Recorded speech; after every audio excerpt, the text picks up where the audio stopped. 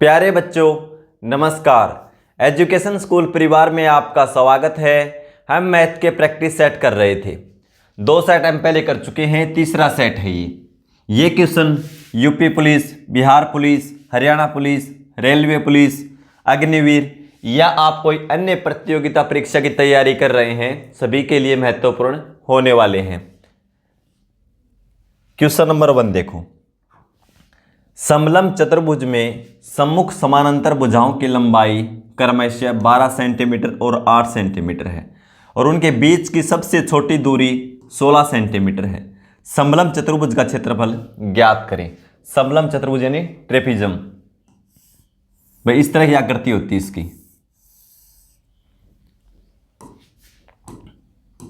क्या बोल, सम्मुख समानांतर भुजाएं। समानांतर भुजाएं क्या होती है? जो आपस में कभी भी नहीं मिलती, कहीं कितनी भी लंबी खींच लो तो ये होती है समानांतर भुजाएं। ये और ये आपस में क्या होती हैं? समानांतर। ठीक है। इनकी क्या बता रखी है? लंबाई 12 सेंटीमीटर और 8 सेंटीमीटर। और क्या बता रखा है? उनके बीच की सबसे छोटी दूरी 16 सेंटीमीटर।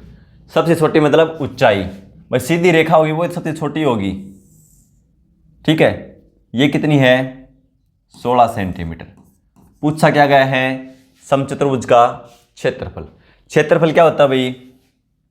1/2 गुणा में समानांतर भुजाओं का योग, यानी समानांतर भुजा ये हैं, यानी 8 और 12 कितना हो जाएगा? 20। दोनों को जोड़ दो।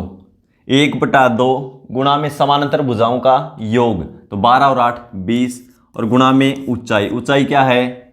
16 सेंटीमीटर। 2 से कैंसिल करेंगे, 8 बार में 20 गुणा 8 160 सेंटीमीटर स्क्वायर। इसका क्या हो जाएगा? एरिया। Question number 2। एक गोलार्ध का आयतन 3 इकाई की त्रिज्या वाले गोले के आयतन का 32 गुना है। गोलार्ध का व्यास कितने इकाई? ये पूछा गया है भाई। तो सबसे पहले क्या है? गोलार्ध यानी हेमिस्फीयर। ठीक है, आधा गोला। ठीक है, तो इसका क्या हो जाएगा? आयतन 2/3 पाई आर क्यूब। अर्धगोले का आयतन होता है 2/3 पाई आर क्यूब। ठीक है। और गोले का आयतन क्या होता है भाई? 4/3 pi r cube. 4/3 pi r cube. R इसमें दे रखी है ना, 3 इकाई की त्रिज्या वाले गोले का आयतन 3 इकाई। ठीक है, 3 इकाई है तो आर की क्यूब करेंगे तो कितना हो जाएगा? 27। अब क्या बता रखा है भाई? जो अर्धगोले का आयतन है ना वो 32 गुना है किसका? गोले के आयतन का। तो इसको 32 से गुणा कर दो। अब क्या है? दोनों बराबर।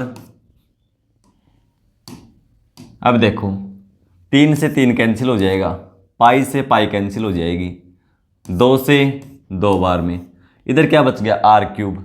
आर क्यूब बराबर देखो क्या हो जाएगा? 27 और 32 को 2 से गुणा कर लो, कितना हो जाएगा? 64। तो 27 गुणा 64 आर क्यूब की वैल्यू है। आर की वैल्यू निकालेंगे तो क्या हो जाएगा? इधर जाके ये क्यूब रूट। ठीक है, तो यहां से क्या आएगा? बार 3, ये 3 की क्यूब है, 4 की क्यूब, तो 3 गुणा 4 यानी 12 सेंटीमीटर क्या आ गया भाई? त्रिज्या आ गई किसकी? अर्धगोले की, यानी रेडियस। लेकिन पूछा क्या गया? अर्धगोले का व्यास एंड डायमीटर पूछा गया है। सॉरी, सेंटीमीटर नहीं लगा सकते भाई इसमें हम, क्योंकि यूनिट दे नहीं रखी ना, तो 12 इकाई आ गई। ठीक है, जो भी है सेंटीमीटर मीटर जो भी है। तो गोलार्ध का व्यास पूछा गया है। व्यास क्या? त्रिज्या का 2 गुना। तो ये क्या था? 12। तो डायमीटर क्या हो जाएगा? 12 गुणा 2, 24 यूनिट या 24 इकाई।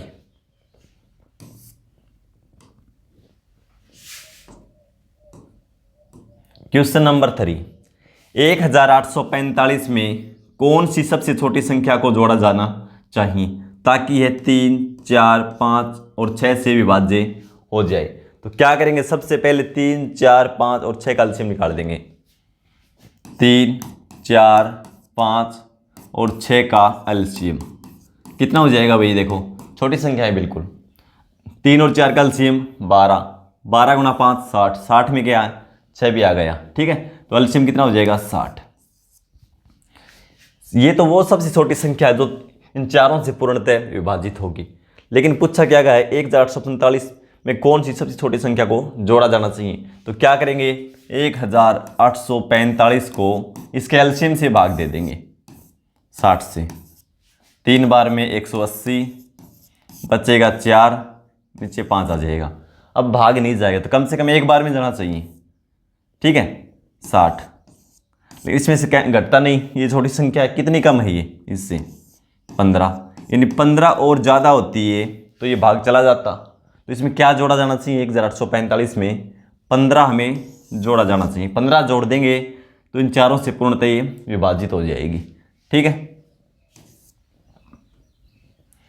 क्वेश्चन नंबर 4, जिया को एक बिल पर 30% और 10% की छूट मिलती है, उसे मिली छूट कुल छूट कितनी है, ठीक है।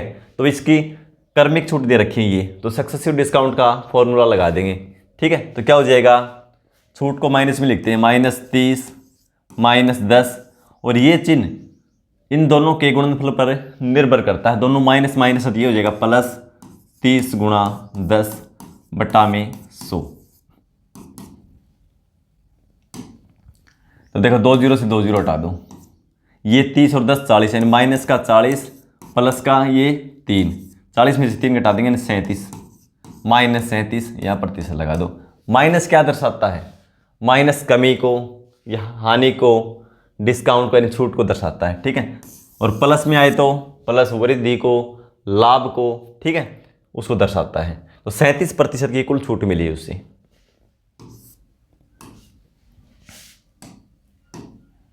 क्वेश्चन नंबर 5, एक कार्य को 10 पुरुषों द्वारा 8 दिनों में और 10 महिलाओं द्वारा 7 दिनों में पूरा किया जा सकता है। 10 महिलाएं एवं 10 पुरुष बारी बारी से एक एक दिन कार्य करते हैं और महिलाएं पहले दिन से कार्य करना शुरू करती हैं, तो कार्य कितने दिनों में पूरा हो जाएगा। भाई देखो यहाँ भी 10 पुरुष हैं और यहाँ भी 10 पुरुष हैं, यहाँ भी 10 महिलाएं हैं, यहाँ भी 10 महिलाएं हैं। क्यों ना हम दोनों को एक एक ही मान ले, ठीक है। यानी पुरुष करता उसको 8 दिन में, महिला करती उसको 7 दिन में, ठीक है। क्योंकि सेम है, दोनों अलग अलग होते ना, तो फिर हमें करना पड़ता। मैन 8 दिनों में और वोमेन 7 दिनों में कर सकती है। कुल काम के लिए एलसीएम कितना हो जाएगा 56। टोटल कार्य 56 यूनिट है। 8 से भाग देंगे तो 7, यानी व्यक्ति एक दिन में 7, यानी पुरुष 7 यूनिट कार्य करता है और महिला 7 से भाग देंगे तो 8, ठीक है। दोनों मिलकर देखो कितना करेंगे भाई, यहाँ लिख लो टाइम और यहाँ पे वर्क यानी कार्य। तो 7 और 8 15, यानी 15 यूनिट कार्य हो जाएगा कितने दिन में, 2 दिन में। पहले महिला करती है, इस बात का ध्यान रखना भाई, ठीक है। 2 दिन में कितना हो जाएगा 15, क्योंकि पहले दिन महिला करेगी 8, दूसरे दिन व्यक्ति करेगा 7, यानी पुरुष 7, दोनों जोड़ेंगे 7 और 8 15। समय कितना लगा 2 दिन, 2 दिन में होगा 15 यूनिट। हमें लेके जाना 56 के आसपास, तो 3 से गुणा करेंगे 45, 4 से करेंगे 60, 4 से ज़्यादा हो जाएगा तो 3 से गुणा कर दो, और समय को भी 3 से गुणा, यानी 6 दिन में कितना हो गया 45 यूनिट। अब 7वें दिन किसकी बारी आएगी, पहले महिला की। कितना काम करती है 8 यूनिट, यानी एक दिन और लग गया और कार्य हो जाएगा 8 और बढ़ गया। कितना हो गया टोटल 53 यूनिट कार्य हो गया कितने दिन में, 7 दिन में, ठीक है। 7 दिन में 53 यूनिट कार्य हो गया। कार्य कितना बचा है 3 यूनिट। किसको करना है, पुरुष को, और पुरुष एक दिन में करता है 7, यानी कार्य कितना बचा है 3 यूनिट, और एक दिन में 7 करता है, कितने दिन में कर देगा 3/7 दिन में, और 7 दिन ये है। तो आंसर कितना हो जाएगा 7 सही 3/7 दिन टोटल समय लगेगा, 7 सही 3/7, ऑप्शन बी हो जाएगा। क्वेश्चन नंबर 6 देखो, एक सामान्य अध्ययन पुस्तक का अंकित मूल्य 800 रुपये है। यदि इसे 15% और 20% की क्रमिक छूट पर बेचा जाता है, इसका विक्रय मूल्य ज्ञात कीजिए। तो इसका अंकित मूल्य कितना है 800 रुपये। पहले 15% की छूट देंगे, ये वैल्यू अपना आप में 100% है, तो 15% कम हो जाएगी, यानी 85%। 85% निकाल दो इसका, और 85% को हम लिखेंगे 17/20। ये 5 से कैंसिल करके लिख दिया पहले ही। ये वैल्यू अपने आप में अब 100% है। फिर इसको फिर 20% कम करेंगे तो इसकी वैल्यू हो जाएगी 80%, और 80% को हम लिखते हैं 4/5। 5। ठीक है, इसको हम सोल्व कर देंगे। देखो 20 गुणा 5 100, 100 से 2 जीरो घटा दो। ठीक है, अब 17 को 8 से गुणा कर दो। 17 गुणा 8 कितना हो जाए 136। 136 को 4 से गुणा कर दो। 4 से गुणा करेंगे 2, 4 6 24, 2 12 और 2 14, 1 4 और 1 5, यानी कितने में बेचा 544 रुपये में।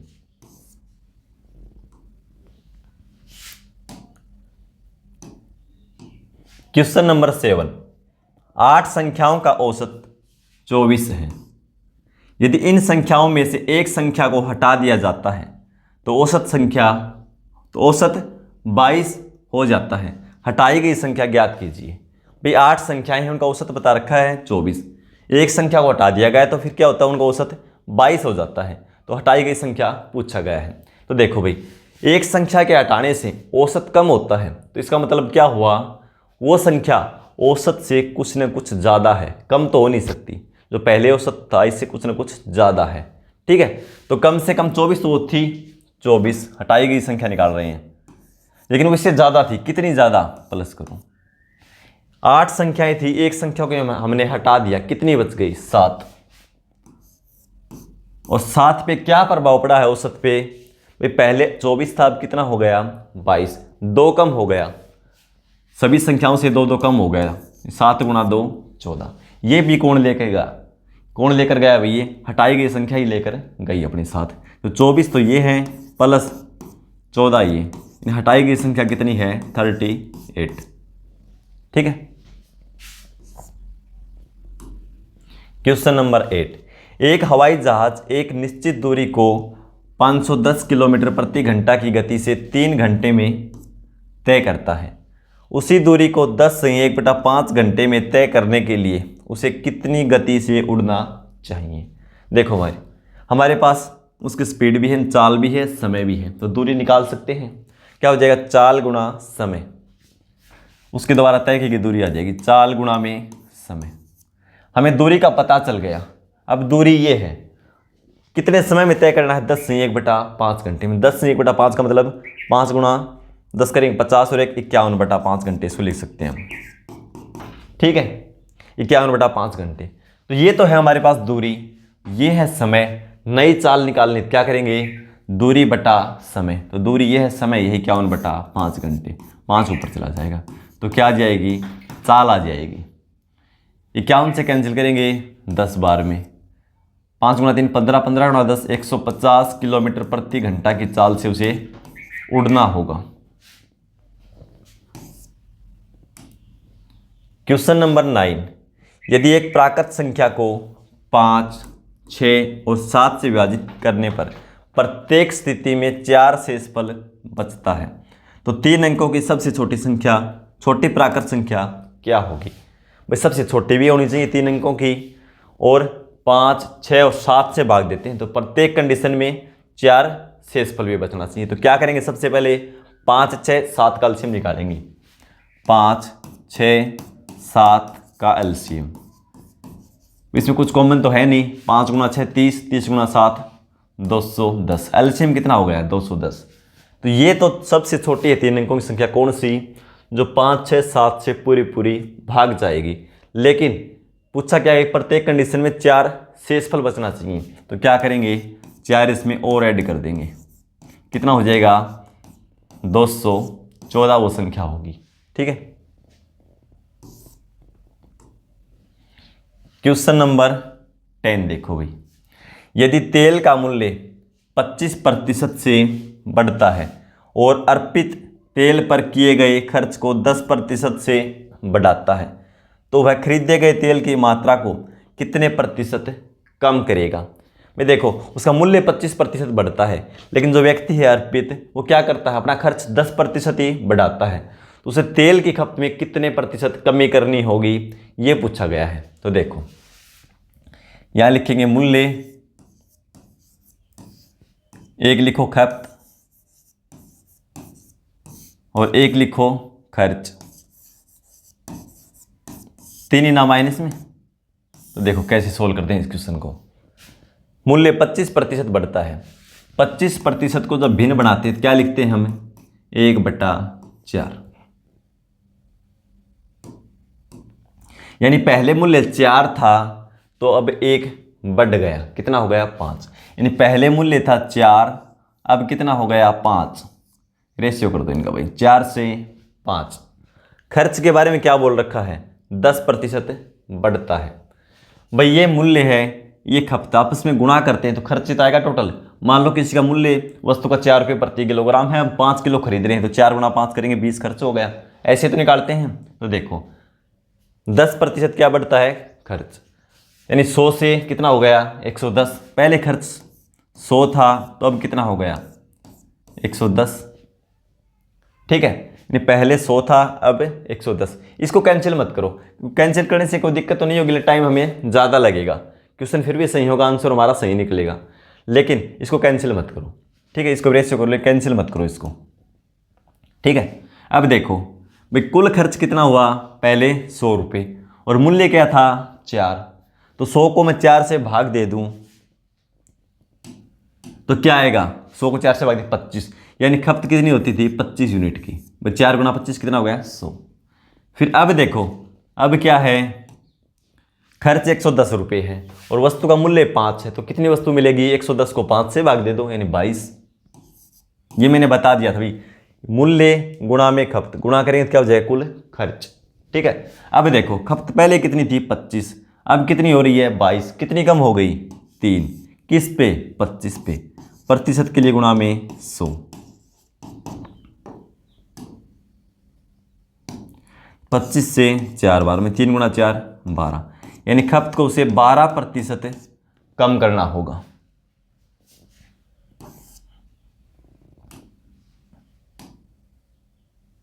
क्वेश्चन नंबर 11, एक फल विक्रेता 150 रुपये, 90 रुपये और 75 रुपये प्रति किलोग्राम के भाव पर संतरा खरीदता है।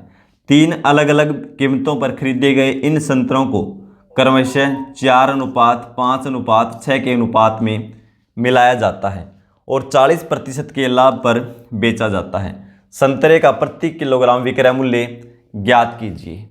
इस क्वेश्चन को सोल्व करके आंसर कमेंट बॉक्स में लिखेंगे। मिलते हैं अगली क्लास में, धन्यवाद।